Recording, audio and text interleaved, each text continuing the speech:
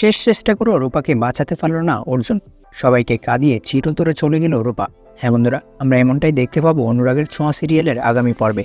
বিস্তারিত জানতে এক্ষুনি চ্যানেলটি সাবস্ক্রাইব করে ভিডিওটি শেষ পর্যন্ত দেখতে থাকুন। রূপার অ্যাক্সিডেন্টের পর থেকে তাকে নিয়ে দেখা দিয়েছে নানান রকমের সংশয়। তার রক্তের সাথে কারো রক্তই ম্যাচ করছিল না।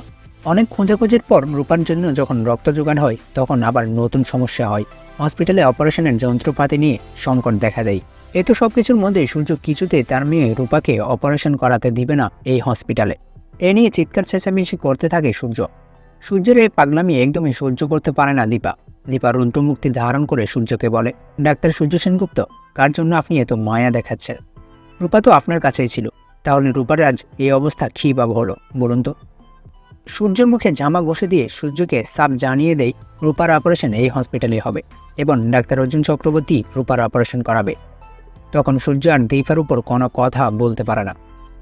এদিকে রূপার কেবিন থেকে যখন ডাক্তার অর্জুন চক্রবর্তী বের হয়ে আসে, তখন সূর্যের সামনে দীপা অর্জুনকে বলে, অর্জুনদা, রূপার এখন কি অবস্থা, কেমন আছে আমার রূপা? তুমি যেভাবে হোক আমার রূপাকে আমার কাছে ফিরিয়ে দাও। তখন অর্জুনের মুখে কোনো কথা শুনতে না পেয়ে দীপা মনে মনে ভাবতে থাকে, তাহলে কি আমার রূপার অবস্থা ভালো নেই?